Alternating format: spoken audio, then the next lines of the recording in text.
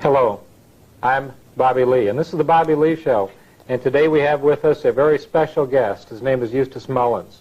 We have this book that Eustace Mullins wrote. It's called Murder by Injection, the story of the American medical conspiracy against America, against you and I. So it's Murder by Injection. Eustace Mullins, we're happy to have you with us today. Tell us a little bit about how did you come to write this book, Murder by Injection?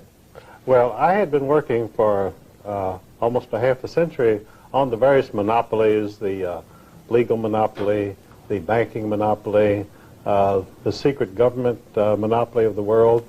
And I realized that all of these monopolies interacted, and about the same group of elitists, the world order people, were in each one. But I had not paid much attention to the medical profession. I thought, well, these are doctors who are curing people. They work in the hospital long hours, you know, and they're probably a public asset. And I thought that simply because I hadn't had any contact with them, fortunately for me. And other people who have had contact with them had a different view.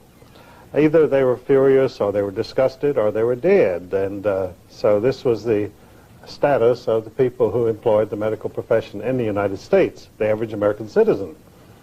And the doctors, during this period, as part of the drug trust and the medical monopoly, had various instruments furnished to them by the other monopolies. For instance, the oil monopoly of John D. Rockefeller at Standard Oil had gone into the petrochemical business, and through extensive research they had developed certain medications which they called wonder drugs, and the public, as they took these drugs, they would wonder what was going to happen to them. That's why they were wonder drugs. Others were called miracle drugs. They were called miracle drugs because if you took them and you survived, it was really a miracle. So this was the contribution of the monopolists to the medical monopoly. And the only thing that these drugs had in common was that they were enormously expensive. Now, in contrast, most of nature's remedies are enormously inexpensive. They're available, they're abundant, they're cheap, which means that the medical monopoly did not want you to use any of these medications. They wanted the greatest achievement of the modern drug trust was the invention of the $1,000 pill. They have now they have one pill which costs $1,000, which you use in cancer and various things. And nature, unfortunately, has never learned how to make a $1,000 pill. So obviously, nature is no good as far as the medical monopoly is concerned. Well, tell us a little bit, just before we get into that also, there's a difference between homeopathic medicine and allopathic, and that's part of what we're discussing also. Tell us a little bit about that, if you would, Eustace Mullins. Well, what you're talking about is a historic situation. In the 19th century, most Americans thrived on what is called homeopathic medicine, which is mostly naturopathic remedies available through nature in abundance at low cost. Well, the medical monopoly, which was formed in 1847 as the American Medical Association, they didn't like this. They thought, how are doctors going to get rich, and how are we going to control the people through the medical monopoly when they can go to these homeopathic people and get these remedies at very low cost? So the first plank of the AMA was, we will never allow any homeopathic physician to become a member of the AMA, and they never have. So, but the AMA was still in a minority. So around the turn of the century, John D. Rockefeller realized there were great potentialities of profit in the medical industry, and so he took over the medical profession. Now you say, how could anybody take over the medical profession? Well, first you have to have a lot of money, and second you have a lot of power. Well, he had both, and he did. So he revamped the entire medical system of treatment of the people of the United States, which had been homeopathic. He switched it over to allopathic medicine, which is a different type of practice, originating in Germany. And the great attraction of allopathic medicine is it relies on radical surgery. I mean, if you can't cure it, cut it off. And the heavy use of drugs, because when you're having your limbs cut off, you need a lot of drugs because it's very disturbing. And lengthy hospital stays, none of which are features of homeopathic medicine. It's entirely the reverse.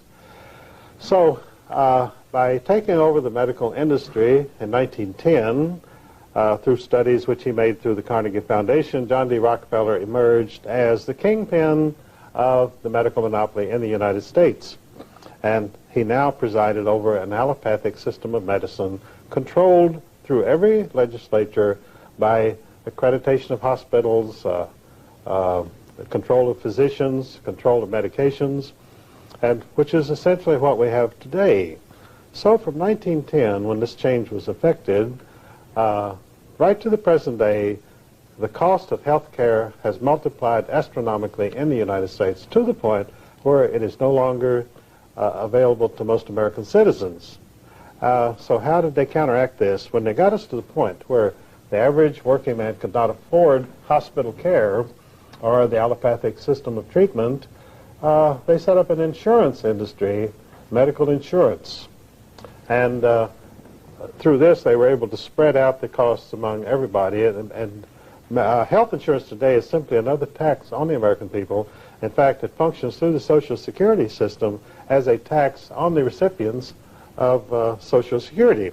They say, well, now that you've reached your senior citizen stank, you have Social Security coming in, so then they jerk back a good portion of it as Medicare costs, which they raise every year.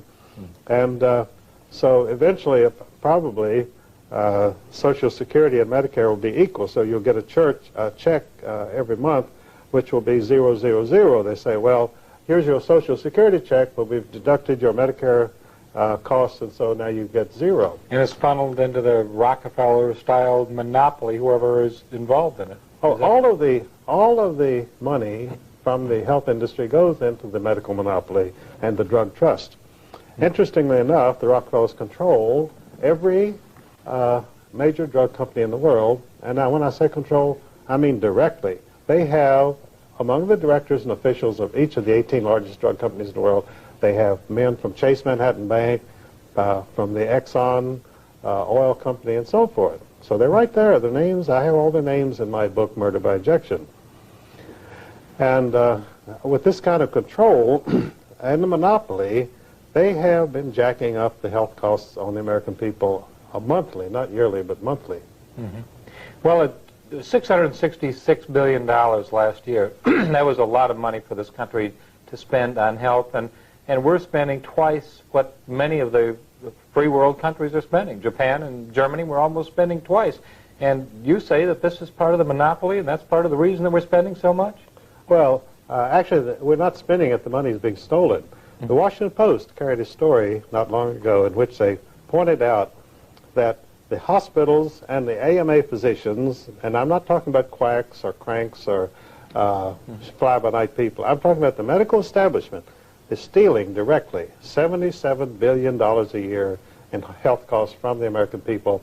And does the Washington Post offer any solution to this? No, they say by 1995, the amount of theft will be more than $100 billion a year, stolen directly, plus all the other money that they get. That's, ladies and gentlemen, that's why we're $4 trillion in debt. That's part of it anyway. So let's talk about the Hippocratic Oath, or maybe the Hypocrite's Oath, and Galen and Dr. Robert Mendelsohn. But what about the profits of cancer? Let's go into that, Eustace. How has cancer become profitable for people? Well, you see, the medical industry, just like any other industry, they go for the big-ticket item, and cancer is a big-ticket item. I think the average cost of treating cancer is $120,000. And the interesting thing about it is when you go to a doctor and he says, oh, you have cancer, And he said, I really can't do anything for you, but I'm going to give you a lot of treatment. It's going to cost you a lot of money and a lot of pain. Your hair is going to fall out. You're going to wish you were dead, and sooner or later you will be. But meanwhile, we'll get all your money. This is called cancer treatment in the United States. How did this start? How did this come about? Let's talk about radium before, because I think radium was one of the first cures, supposedly. Who developed the radium treatments? And tell us a little bit about that, if you would, Eustace Mullins. Well, you know, there's a Frankenstein, Dr. Frankenstein aspect to modern medicine, where you have all of these mysterious machines throwing out various beams of light and radiation and so forth. And the person who's doing this, of course, is hopelessly insane. And when you go into modern treatment, you pretty much find that you're in a Frankenstein environment. And you have to be pretty much insane to well, participate. You wish you were insane, because if you're still conscious, it's pretty hard to endure what they put you through. And so modern cancer treatment originated with a doctor from South Carolina named Sims. And Dr. Sims apparently was just a common run-of-the-mill sadist. And he liked to operate on people not because he wanted to cure anything, but just to be cutting them up and, you know, having good, clean fun. And so the people in South Carolina, after they got onto him, they wouldn't let him touch them anymore. So he was reduced. He had to go and buy a slave girl. This is before the Civil War. He had to buy a slave girl for $500 so that he could cut her up. And then the people in the area were so outraged by what he was doing that they ran him out of town. So he went to New York, where his peculiarities would be less obvious, and he started a cancer hospital up there, and which was called Women's Hospital, and this was financed by a very wealthy lady named Melissa Phelps Dodge of the Phelps Dodge fortune, a great mining fortune. And so he ran this hospital for a while, and again the rumors started to creep out that there was a lot of torture and sadism going on in this hospital. I mean, you know, he didn't give up all of his fun just because he went to New York. That's where you go to have fun. And so he was going great guns. And so everybody at the hospital rebelled and said, get rid of Dr. Sims or we aren't coming back here anymore. Well, his wealthy patron, you know, they don't like for their lackeys to be criticized. So she ignored them all, and he continued. And this hospital later became a Memorial Hospital, and then it was financed by a relative of hers named James S. Douglas of the Phelps Dodge Mining Corporation, and he was called the Copper King. Well, in his mining interests in Arizona, he had come across a lot of uranium, which he also mined, and he became fascinated with the possibilities of radium as a treatment of various diseases. So he experimented on his wife and daughter until they both died of radium poisoning, and he continued to experiment on himself, and he also died of radium poisoning. And so Memorial Hospital then was continued. The fact that all these people had died didn't discourage the doctors at all. I mean, the fact that the treatment kills you never has discouraged any doctor yet. And in fact, they say, well, he got a lot of relief, didn't he? And so then it became from Memorial Hospital, the name changed to Sloan Kettering after the great two automobile manufacturers, Alfred P. Sloan of General Motors and Charles Kettering, who invented the battery and the electrical system of the automobile. And their fortune was funneled into this Memorial Sloan Kettering Hospital, which became the center of cancer treatment of the entire world. I call it the Cancer Mausoleum there in New York City. And it looks like an old Egyptian mausoleum. So even though it had the names of Sloan Kettering on it, it was taken over entirely by the Rockefellers. Lawrence Rockefeller's on the board, and various of their people from Chase Manhattan Bank. When you read, and I have the list of directors of Sloan Kettering in my book, each one of them has a direct Rockefeller connection. All the cancer treatment in the United States stems from the work done at Sloan Kettering. And it's still principally based on radiation and on chemotherapy and radical surgery. And in fact, they had one treatment there which consisted of chopping the whole lower part of the body off on the theory that that would stop cancer. Well, everyone they tried this treatment on died, so Well, it stopped cancer, right? well, they say the operation was successful, but the patient died. That's modern medicine. And like they say, you lose a few and you win a few. Anyway, Sloan Kettering is the great cancer hospital, and the fact that it goes back to this lunatic named Dr. Sims doesn't bother them one bit. Well, tell us a little bit about the difference today. What is chemotherapy, and can chemotherapy be helpful under certain circumstances? Well, the theory behind all cancer treatment of the medical monopoly and the drug trust is that you destroy the offending cell. A cancer cell is a cell which supposedly has run amok and begins to grow wildly throughout the body, and it shuts off normal cells and kills them, and that's how you die of cancer. Well, this approach, which is strictly allopathic, says you've got to destroy that offending cell first through radiation, and you burn it out, which means you burn up everything around it also, but that doesn't discourage anybody. And secondly, through chemotherapy, you find some very strong chemical which can be injected into the body. It'll go right to the offending cell and destroy it, and of course it also destroys everything around it. Now, the homeopathic cure for cancer is restore the immune system. In other words, the body can control cancer through its own native resources, its inner resources of isolating the offending cells and then destroying them or letting them starve. But actually, all allopathic remedies for cancer actually encourage the cancer. For instance, they always make exploratory surgery. Well, in cancer, once you cut anywhere in the flesh, the cancer will go throughout the entire body. The cancer cells just say, boy, what an opportunity. We can go everywhere now through this surgery, and so they do. So that's why they say in cancer treatment, oh, they opened him up and looked at him and said it's hopeless and sewed him back up. And that's exactly what happens, because once you cut into a cancer patient, he's gone anyway. So one of the great causes of the spread of cancer in the United States is our exposure to carcinogenic systems, mainly chemicals and pollutions in the air. So the allopathic system, the Rockefeller system of controlling cancer, once you have introduced carcinogenic substances into the system and you begin to have cancer, then their solution is to introduce even more carcinogenic substances into the system, which they call chemotherapy. And of course the patients die there too. And the great illustration of the success of chemotherapy was a very famous Senator Hubert Humphrey, who had been vice president, and he developed bladder cancer. And so they treated him for about a year and a half, and they said, what a great success it is that we're having with Senator Humphrey with chemotherapy.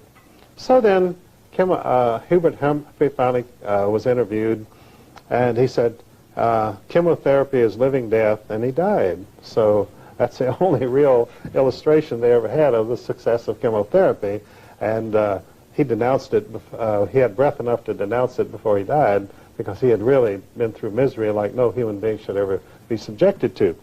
But not only do you have carcinogenic substances and pollution, but you also, a lot of the spread of cancer is due to the fluoridation of the water in our public supplies, which of course was done through the Chase Manhattan Bank and the Alco Aluminum Trust. And not many Americans realize that the water systems of our major cities were fluoridated in the 1950s because the head of the Public Health Service was Oscar Ewing, a former chairman of the Democratic National Commission, who was then giving a high-paying job in Washington, a federal security agency, under which the Department of Health and Human Services functioned. And he had been a former attorney for the Aluminum Corporation of America, and they had this problem of disposing of the sodium fluoride, a byproduct of the manufacture of aluminum. It was very expensive. It was probably the most dangerous toxic substance known in the United States. And so they said, we've got to dispose of this somehow less expensively. And someone came up with the notion, and I call it a notion because there's never been any evidence for it, that if you put sodium fluoride in the water and a child under the age of 8 drank it, he would never have any cavities. So we got to do anything to help the little children, so they fluoridated all of the water of our cities. But then a congressman named Adolph Miller went on the floor of Congress March 27, 1952, and he gave a different story. He said there are no studies which show that sodium fluoride does anything for anybody, but he said I did find that Oscar Ewing received a $775,000 bribe from the Aluminum Corporation of America to enforce sodium fluoride fluoridation of water in every major city in the United States. So you're drinking fluoridated water not because it helps your children's teeth, but because a federal official took a $775,000 bribe. This is the way things are done in Washington. Medicine is big business, right? Medicine is big business, and it pays well if you're in the right position at the right time. So Oscar Ewing took his bribe. He went to Chapel Hill, North Carolina, and he developed one of the biggest office complexes in the South, which is now filled with government offices since he was head of the Democratic National Commission. It's called the Triangle Research Corporation, and it made him and his family wealthy beyond their wildest dreams. That $775,000 was parlayed into a $50 million research center, owned entirely by the recipient of this bribe. So he got the research center, and we got the fluoridation. And the fluoridated water, one of the effects of this on the human system is it damages the immune system. In other words, your immune system, if you have been drinking fluoridated water over a period of time, 2 years or 10 years or so what, it loses its effectiveness. So it's no longer able to combat illnesses, particularly pernicious diseases and ailments like cancer.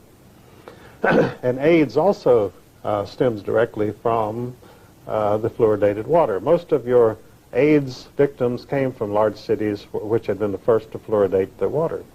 So because of the immune system, it made it more susceptible? More susceptible to AIDS. Now, the AIDS virus supposedly attacks the immune system, but the immune system has already been under attack for a long time from the person who's been drinking fluoridated water. So really what has happened when you get HIV virus is that it attacks an already weakened immune system. And so this is the real explanation of AIDS, and not because a little green monkey supposedly got together with a woman in the heart of Africa in some village, and suddenly everybody came down with AIDS all over the world. But, you know, the drug trust figures tell them anything, they'll swallow it because we've got the media, and we tell them this. Well, we've been swallowing enough drugs for a long time. Well, we have indeed, yes. Yeah, it's like we have been perpetually drugged over the last 50 years regardless. But the drug trust and the Rockefellers, their treatment for cancer is called the cut, slash, and burn technique of curing. And, of course, it's sure death. It's a slow death. I mean, it's like the old Indians, you know, when they would capture you on the frontier in the early days of this country, and they would stake you out and torture you for 4 or 5 days or as long as you could last. Well, the doctors do the same thing when they diagnose cancer. That means you're in for a really long period of torture until you finally succumb.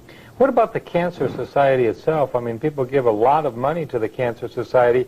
Is that beneficial for them to do so? Well, they have these annual cancer drives in which the people in all the small towns of America are forced to go out and collect money for the American Cancer Society, and I describe that as the little people collecting money for the big rich. American Cancer Society is a big rich organization, and if you remember that it was founded at the Union League Club in New York City, the wealthiest club in New York, by John D. Rockefeller Jr. See, John D. Rockefeller Jr. was a great philanthropist, and he said, we're going to do something about cancer, so I am founding and I'm putting up the money for the American Cancer Society. See, the Rockefeller family has had a long-term commitment to cancer. See, the founder of the dynasty, old John D.'s father, William Rockefeller, was a carnival sideshow barker who sold bottles of mineral oil for $5 a piece, and he advertised himself as the great cancer specialist. And so he sold these all up and down through Pennsylvania and Ohio when he wasn't running from the law, because he also was a very famous horse thief, and he also had 18 warrants out against him for rape. So just a very colorful character. And so John D. Rockefeller, his son, was just the opposite, because he was so horrified by his father's escapades, that he led a very bourgeois life, very quiet, very good family life, and devoted himself to making money. But he found out that at least his father had one asset, and that was that making money through cancer cures was a surefire thing. So the Rockefeller family today is the dynasty which is behind all the cancer treatment in the United States through the Sloan Kettering Cancer Mausoleum of New York City. Well, what would you do, Eustace, if one of your very, very close relatives or friends had cancer? Would you just, where do you go? Do you go to the hospital? Do you have a checkup, or do you eat apricot juice, or what? Well, I have a relative who has cancer, has had it for 5 years. And unfortunately, he went the whole route. First he had 25 radiation treatments, then he had 34 chemotherapy treatments, and, and the cancer spread to his bones, because none of these things do anything to stop the cancer. It causes you a lot of misery, but it doesn't really affect the cancer. So he's had quite a difficult time of it. Do you mean to tell me that chemotherapy really doesn't help, or can it help, or can't? I mean, is there any way? I mean, what about what about surgery? And you're saying that there's no way. Cancer, I mean, if you cut the area that's cancerous out, doesn't it have a stopping action? Or? Well, you'll see feature stories in the press constantly where some individual somewhere, they found somebody who did have cancer and who had this treatment, and so now they proudly announce the cancer is in total remission. In other words, there is no cancer there. And unfortunately, this is what the medical monopoly itself calls anecdotal medicine. In other words, you tell a story about something that happened to your grandfather or your nephew or somebody, and that the cancer went into remission. But there's absolutely no scientific basis for any of these claims. And the story that the medical monopoly puts out is this person was diagnosed as having cancer, and they went to the hospital and they had radiation or chemotherapy, and the cancer went into remission, and they've lived happily ever after. But there again, you have absolutely no way of evaluating this hype which is in the media. I want to personally thank one of America's #1 patriots, Mr. Eustace Mullins, for his courage in being able to author a book of such significance in the face of the dynasties, the syndicates, and the anti-middle class establishment. Eustace, I thank you so much for being with us today. God bless you, and I want you back on the Bobby Lee Show soon. Thank you, Bobby Lee. I'll look forward to it.